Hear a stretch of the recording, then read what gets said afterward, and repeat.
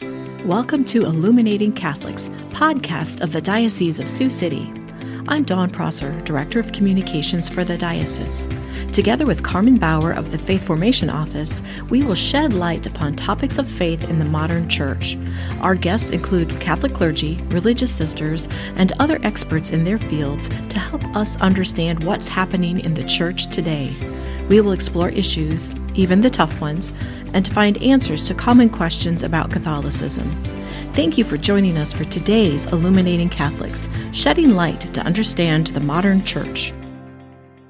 Welcome back to the Illuminating Catholics podcast. I'm Carmen Bauer, the Director of Faith Formation for the Diocese of Sioux City. And I'm Dawn Prosser. I'm Director of Communications for the Diocese. Thank you for joining us for our last episode of 2025. We'll take a break on December 30th for the holiday and then bring you a new episode on January 6th for the new year.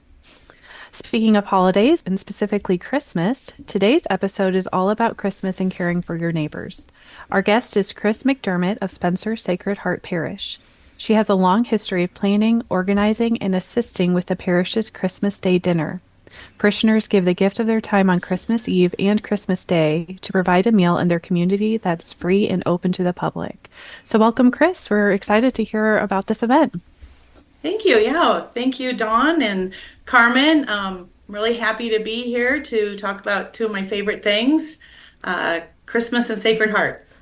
Awesome. We're glad that you could carve out a little bit of time for us and talk about this great project.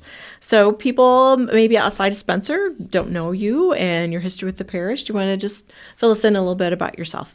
First, I'd just like to say I'm proud, born and raised Sioux Cityan. Oh. So it's always fun to talk to you guys who are there and working for the diocese. So I have been a longtime active volunteer and also I've worked for the parish in the position of youth faith director.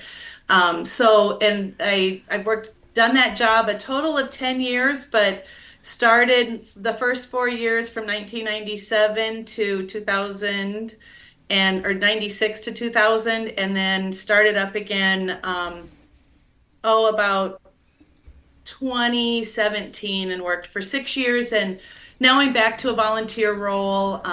My husband and I are now empty nesters. We raised 5 children here at Sacred Heart Spencer. I have 8 grandchildren, and that's enough about me. Lots of life blessings there. So we understand, and we know a little bit about this Christmas dinner, but perhaps you were on the ground floor of the planning of that very first event with Father Roger Linnan. Hi, Father, if you're listening, who was pastor at Spencer Sacred Heart at the time. Can you tell us a little bit about the origins? Yes, this is actually a story I have told before. I was quite a new staff member in my role, and about less than a year maybe, and we were at a staff meeting, and Father Linnan came into the meeting and said, we're going to have a dinner on Christmas Day. And I was quite enthusiastic about it. I thought it was a great idea. And then he pointed at me and he said, you're going to do it. And then I was a little less comfortable. So it was all Father's vision. And he did kind of put me as the captain of the project. So, I thought Father had a great vision from the very beginning. He knew what it was supposed to look like. I just needed to implement it. So what were those conversations like? What was his vision and who he was hoping to target with a Christmas Day meal? He definitely... I specifically remember him saying for parishioners who have no place to be on Christmas Day. That was who the main focus was, but we definitely sent the invitation out to people all over Spencer for maybe food insecure on the holiday, or again, people who didn't have a place to go on Christmas Day. Because you never really know what's going on in people's homes, and if it's like, hey, they spend a bunch of money on gifts for kids and grandkids, and you just never know their personal finances or situation. So what a great idea. Mhm. Right. What? Yeah, and more, I don't know if I can go into a little bit more about Father's vision of Yeah. the project when he, we have this idea, we're going to implement it. He told me no reservations. Nobody was going to make reservations. Nobody was going to pay anything. I didn't know how I was supposed to plan a large dinner without knowing the number. And I think he said, plan for about 80. So that's what we did. And he really had a spirit of hospitality in everything that, as the leader of our parish, as the pastor of our community. So that was another focus of the dinner, was to really extend Sacred Heart hospitality to whoever was there. Do you remember about what year that was when the first meal was? I think about 98 or 99. I didn't have time to go back and look in the archives, but I'm pretty sure it was right in there. Doesn't seem that long ago in a way. And in a way. It was about 26 years ago. Yeah. Well, that's incredible that it's continued for this long and that God's grace has just provided, year after year after year, so that you can be a witness to the community of his generosity. And can you take us into just the scope of the meal, the process of what's involved, planning the menu, to volunteers, the cooks, advertising? What does that look like? And I guess how early in the year do you even have to start planning? Well, after 26 years, it has its own momentum. So you're not starting from scratch each year. We probably start getting our parish ready the first weekend in December. We've never had a problem finding volunteers. This is an easy sell because there's plenty of parishioners who are also maybe don't have family coming home, aren't going to travel, so they spend their Christmas meal here also volunteering. Or young families come. In different years, my family has spent their Christmas noon meal here. And that's, just, like I said, an easy process. And it feels like Christmas in here. So there's a decorating committee. Some people come in about a week to a couple days before and decorate our whole parish hall.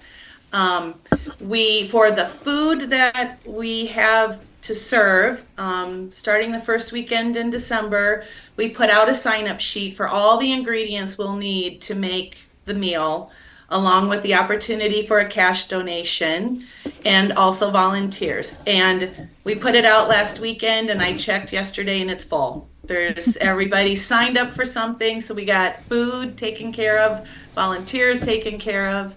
Then couple days, maybe even Christmas Eve morning, there's a small committee that comes in and prepares the food. That's actually maybe the hardest group to find. It's busy those couple days leading up. People are working. But it only takes 3 to 5 people to put it all together. It's an easy menu. And then the advertising. We put flyers up. Radio promotions, our local cable puts a scroll, the scroll that sends out information, the feed on our Spencer channel, put it there, do a radio spot, contact local churches and our food pantry and get flyers out that way. And then show up Christmas morning. Well, you mentioned hospitality, and that is such a long-standing sign and witness of Christian community, is this, welcoming of everyone, our neighbors, the strangers. How is that experience for someone who comes to the dinner? Well, right at the door, we have greeters and a coat rack. So we help people off with their coats and welcome them in. They can find a place to sit first if they want, or go immediately through our buffet line. Our meal is served buffet style, except for a table of beautiful homemade Christmas cookies and coffee that people can go help themselves to that. The decorations, the Christmas music. And then depending on how many volunteers we have, which usually we have plenty, we'll mingle with the people who are there, sit down and visit and find out their stories, and it's a great spirit in the room at that time. Oh, it sounds like that, especially you mentioned families and different age groups being involved with Mhm. it for, Mhm. those who might be living alone and, not having had that warmth of, children being around and everything. What a Uh-huh. beautiful environment. Now, is this like other events where, you have the intention of serving others, but then find out that you've probably gained just as much or, the richness of the experience has fed you even more? Can you give any examples of maybe how that might be true?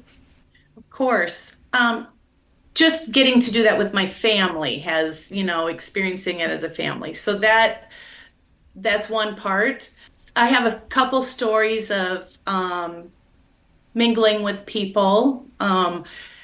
One year I sat down with two older gentlemen and they were really engaged in a conversation and I didn't recognize them. So, I knew they weren't parishioners and I asked, well, what brings you here today?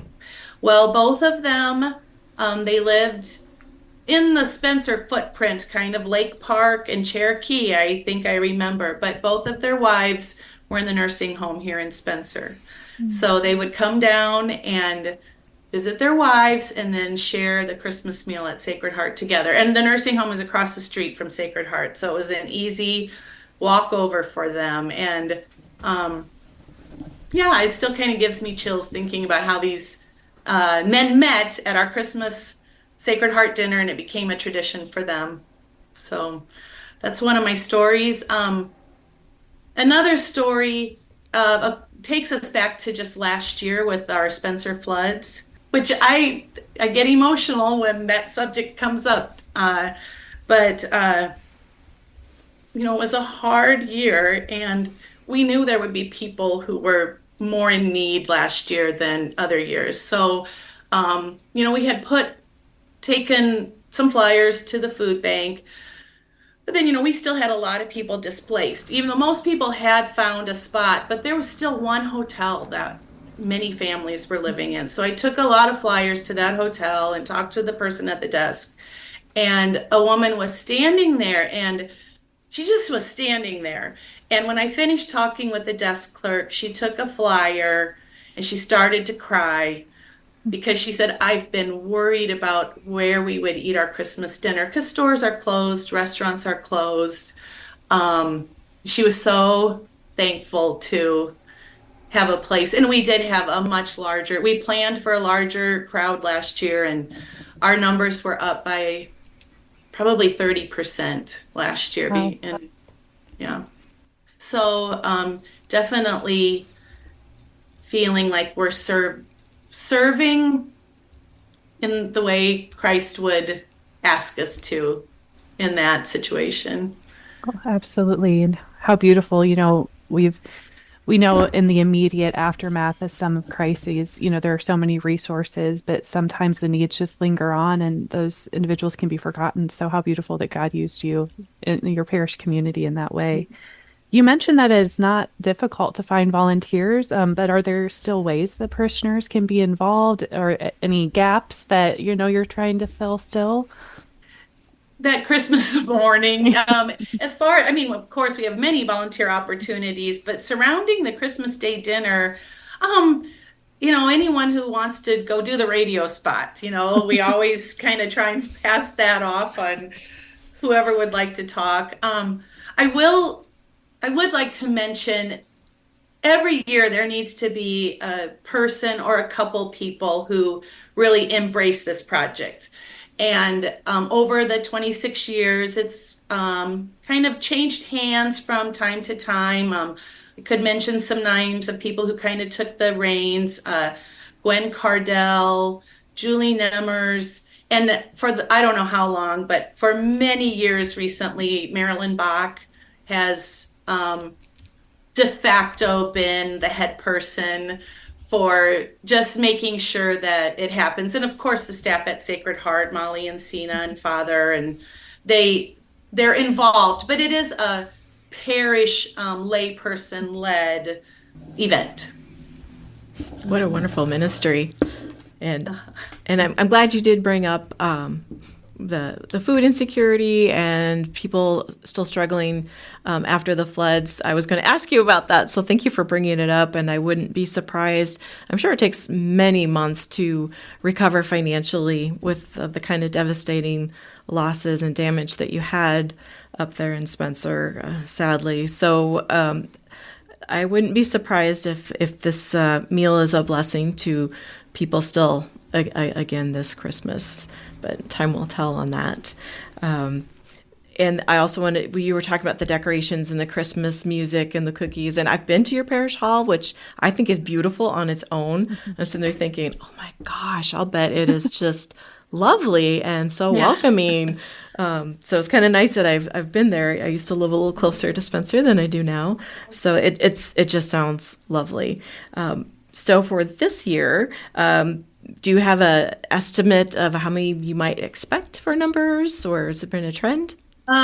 We always plan for 140. That's now. And there's been years that we haven't quite reached that, but there's always, you can freeze the food. We maybe use it for a youth faith formation meal if we have a lot of leftovers. We also do to-go containers. If people want to just come and get a to-go meal and take it home, they can do that too.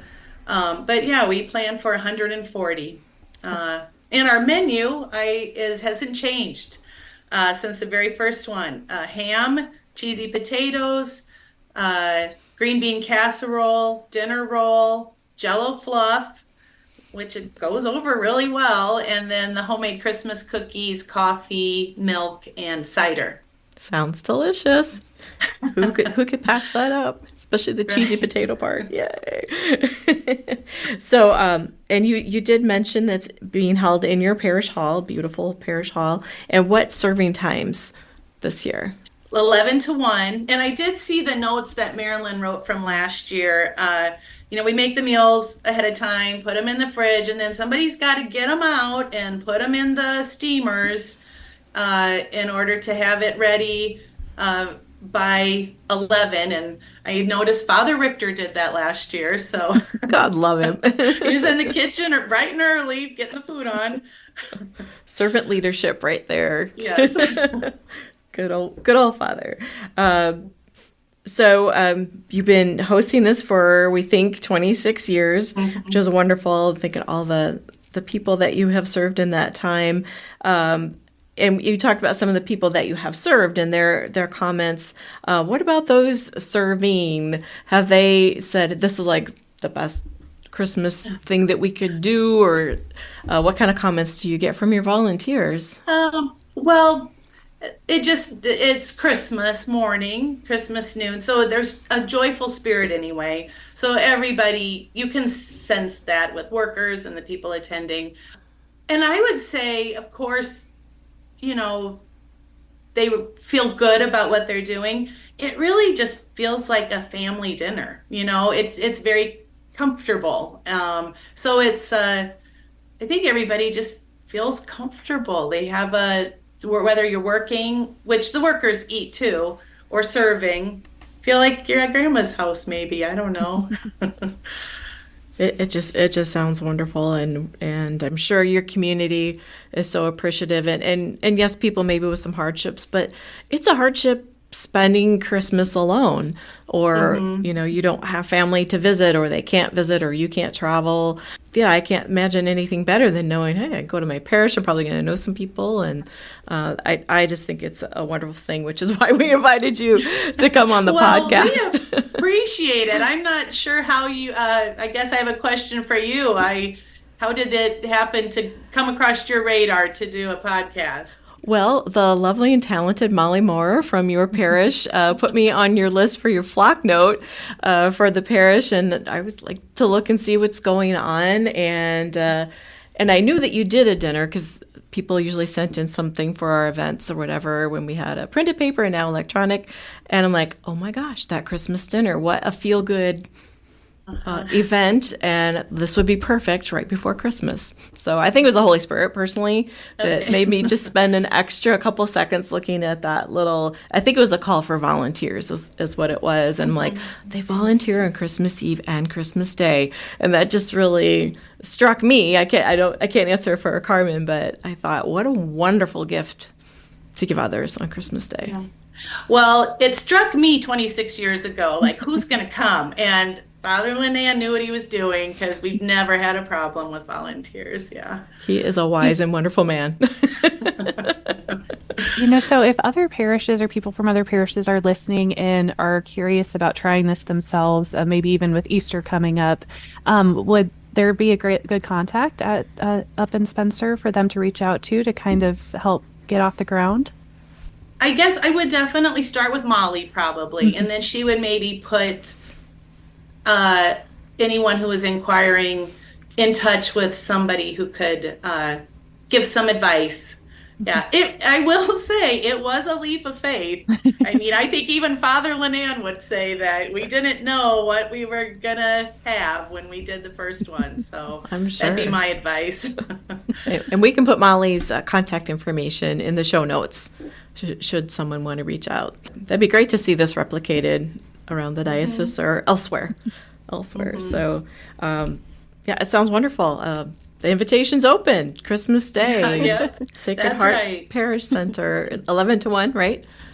Yes. 11 to 1, and Christmas cookies. Well, thank you so much, Kris, for being with us today, and just thank you as well for all the volunteers and Molly and the staff at Sacred Heart for just all the work and effort that goes into this. It's just such a beautiful example, and it just really does capture that spirit of the generosity of that we try to exhibit at Christmas. And I love that concept of you're not only just feeding them with the food, but with companionship, with community, with a warm environment. All of those things are so important just to the human soul and the human spirit. So thank you for sharing the history of this event. And for those in the Spencer area, what a wonderful way to be involved and be able to join in on such a wonderful activity and event on Christmas Day. Thank you all for listening to today's Illuminating Catholics and learning more about this parish Christmas ministry. New episodes drop each Tuesday wherever you get your podcasts, the Diocese of Sioux City's YouTube channel, or at lumenmedia.org. Remember, we will be off next week, but we'll drop a new episode on January 6th. So Merry Christmas from all of us at Illuminating Catholics. Thank you for listening to this episode of Illuminating Catholics, shedding light to understand the modern church. Follow us for more episodes on topics of the Catholic faith. For more diocesan news, visit lumenmedia.org.